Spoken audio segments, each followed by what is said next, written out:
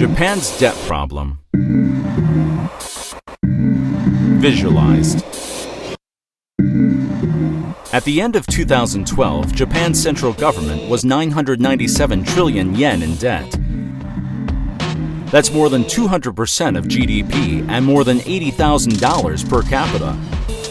There's little chance of it ever being paid back, and unfortunately, things are about to get a whole lot worse.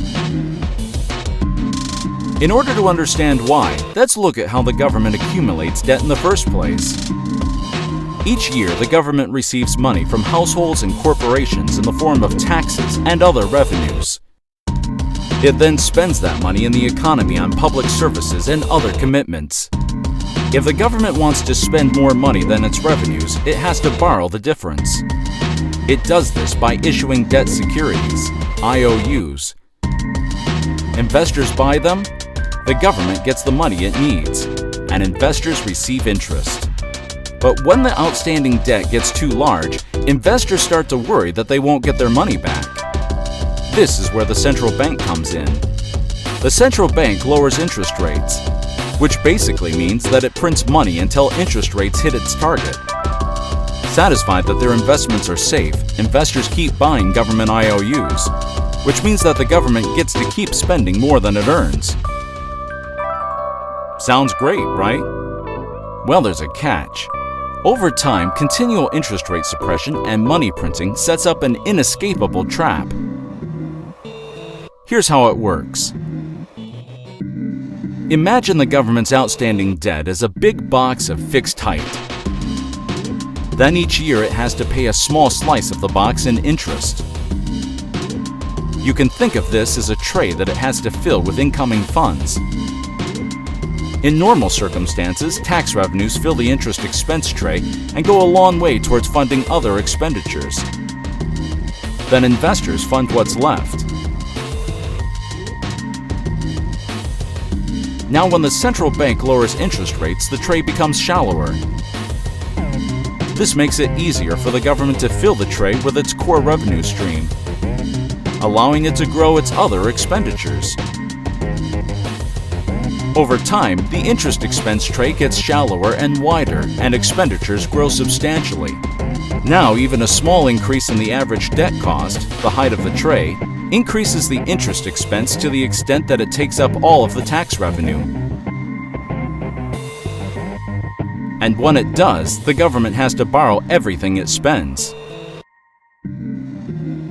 This only widens the interest expense tray. Investors catch on and sell their bonds, raising interest rates further.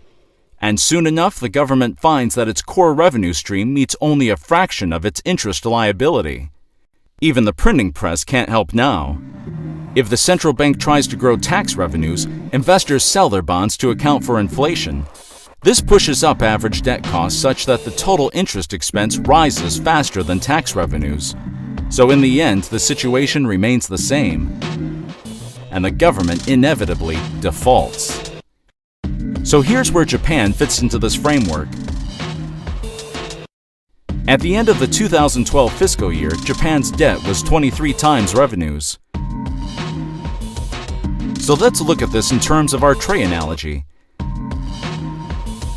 This means that a 1% increase in the average debt cost increases the overall interest expense by 23% of tax revenues.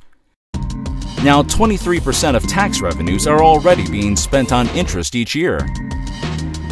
So the average debt cost is only about 3% away from the point at which interest consumes the entire tax revenue. So it all comes down to this. Can the government keep its debt cost from rising to 4%? Well, in order to answer this question, it's important to distinguish between Japanese investors and foreign investors. Let's start with Japanese investors. The last 20 years have been very challenging for them, since almost all prices have been going down. The exception has been government bonds. So as you can imagine, a large part of local investable funds are already invested in them. This means that new investable funds would have to buy the government's new bonds. Since investors represent households and corporations, These new funds would have to come from their new savings. The problem is that new savings are declining. The population is aging, so households are more likely to draw down upon savings than create them. And the balance of trade is deteriorating, making it difficult for corporations to generate profits. Basically, the new savings of households and corporations are less than what the government needs to borrow. So the only option is for foreign investors to get involved. But they're used to receiving higher rates of return. So as external investors fund more and more of the government's deficit, the average debt cost may well rise to the critical level of 4%. But it gets worse. The Bank of Japan recently started targeting 2% inflation. The problem with this is that Japanese investors had come to view falling consumer prices, deflation, as real return.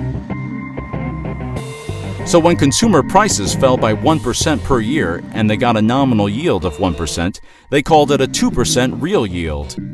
But the Bank of Japan's new policy is going to flip the polarity of this calculation.